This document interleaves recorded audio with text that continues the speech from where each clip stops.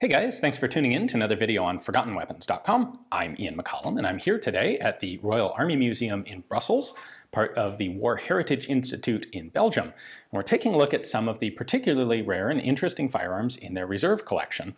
And I thought this would be a really good opportunity to show you the AFN-49, the automatic version of the FN-49. Now, in the United States, we pretty much all think of FN-49s as semi-auto rifles, 10-round magazine, wood stock, kind of the European equivalent to the M1 Garand, perhaps. The reality is, virtually 50% of these were originally manufactured with a selector switch. So the prototypes, the SLEM guns, S-L-E-M, self-loading experimental model, these are the guns that Dieudonné Saïf produced in England during World War II, largely for the British. All of those prototypes were semi-automatic only. It was not until 1946 when the Dutch expressed an interest in a full auto version. And then in 1948, when the Belgians also, the armies respectively, also expressed an interest in a full auto version. And so then Saïf went in and retrofitted his design, modified his design to allow that. Ultimately, these were then tested in 1949. The UK tested one. The Belgians actually ordered over 100 of them for testing. And 3 different countries, actually there were 4 different contracts that specified the AFN, the automatic FN rifles.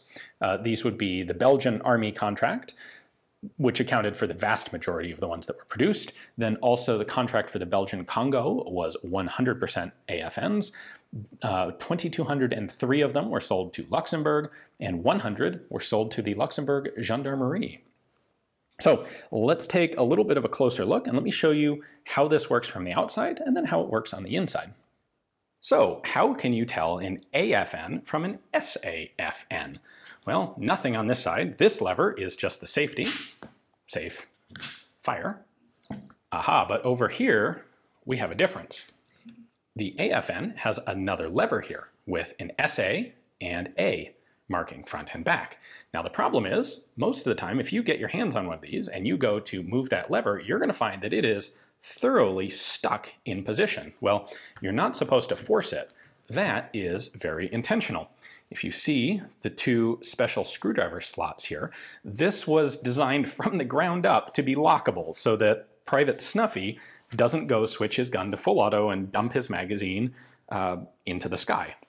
The armorer for each unit equipped with AFNs was given one of these tools, and this is that special screwdriver. So that nests down over, there we go, over the switch, and I can unscrew that little center piece, and that's a center pin that locks the lever into these detents. So with that unscrewed, now I can swap the lever back and forth.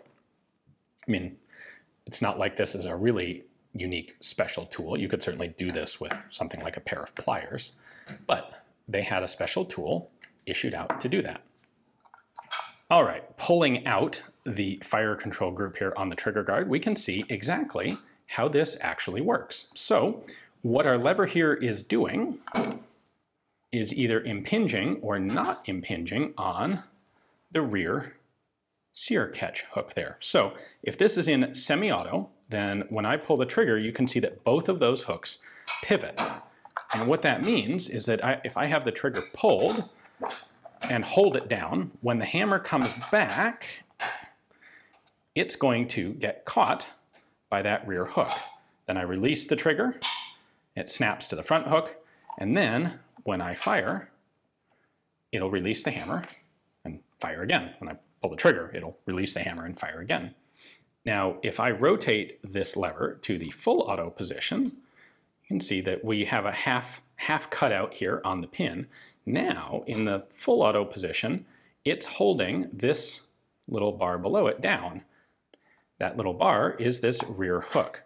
So in this position, when I pull the trigger, now that rear hook is held in place and only the front hook moves, and the hammer no longer catches on that rear hook. So like this, once I pull the trigger, it's going to continue to fire until I either release the trigger or it runs out of ammunition.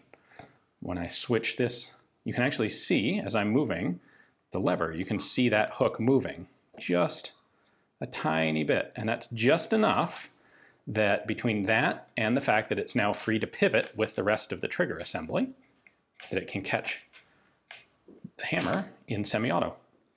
Now, that trigger assembly alone is not enough to actually allow safe automatic fire, because you also want to ensure that you don't have the hammer simply following the bolt home. You don't want it to potentially fire out of battery or have the hammer fall, not manage to hit the firing pin, and malfunction. So the AFN-49s added basically an auto trip here. It's this little piece of metal with the holes in it right there. It's got a spring pulling it forward.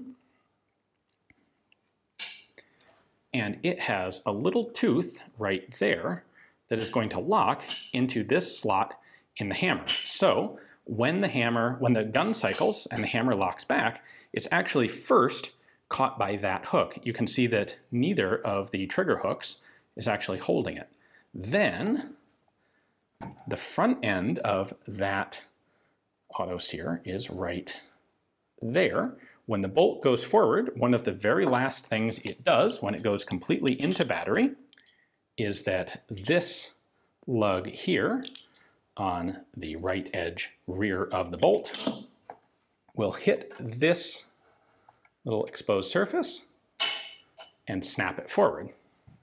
And what that is doing is pushing this little hook forward out of the hammer, like that. Once the hammer lifts up that much, now it's being held by the trigger, and now when you pull the trigger, it will fire. So when this recocks,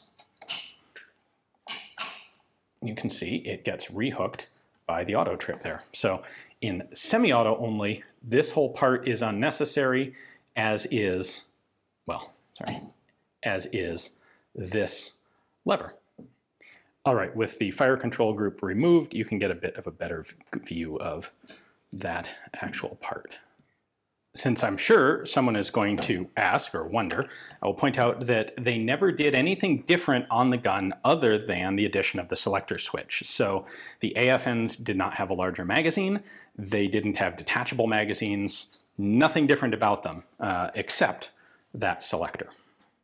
Well, one really kind of has to wonder about the practicality of full auto in an FN-49.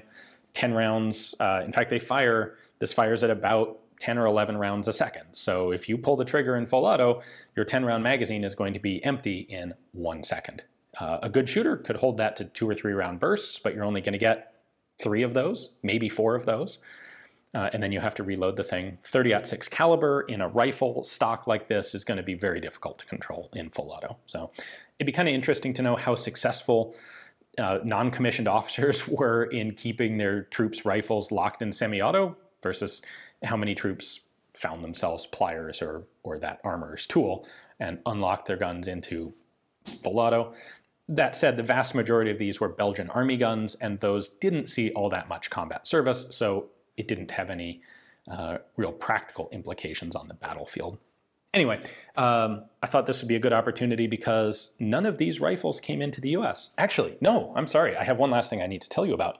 2,200 of these AFNs did come into the US in their original unmolested form. They were guns that Interarms imported from Luxembourg. Of course, Luxembourg's contract was for AFNs. And apparently no one really realized that they were full auto or selective fire rifles until they actually arrived here, well, in the US, and someone noticed it while they were unpacking them. This was in 1966 when the guns came in, and what Interarms did is they took a look at the mechanism, and as you saw, it's not that complicated, and they realized there are just a couple of bits they could grind off. They could take off the selector levers, grind off the receiver attachment for the auto trip, and that would render the guns quite thoroughly semi-auto only. So they took that plan and they went to the IRS, who was at that time in charge of firearms regulations. This was before the ATF existed. They proposed this plan to the IRS. Obviously, they didn't want to have to throw away 2,200 very nice rifles. And IRS agreed with them and said, yeah, if you do that, they're not machine guns anymore. This predates the random bureaucratic decision that once a machine gun, always a machine gun. That was not always the case. And so there are 2,200 ex-Luxembourg AFN-49s in the US that are floating around, having been thoroughly converted back to semi-auto and legally as such. They ground off the SA and FA markings on the trigger guards and then repainted them, but on a lot of them, the grinding isn't totally complete, and if you look, you can actually see the remnants of those markings. So now you'll know what you're running into if you find one of those Luxembourg guns. So other than those, you don't find these in very many places. So I thought this would be a good opportunity to show you what the difference is and what these are and how prevalent they really were, 50% of FN-49 production. So thanks to the Belgian Army Museum for the opportunity. If you find yourself in Brussels, definitely take a chance to stop by and check out the museum. They have all sorts of really cool old school exhibits with lots of arms and uniforms and accoutrements, vehicles, artillery, the whole 9 yards here on display in a couple of big, huge galleries. So check it out. Hopefully you enjoyed the video. Thanks for watching.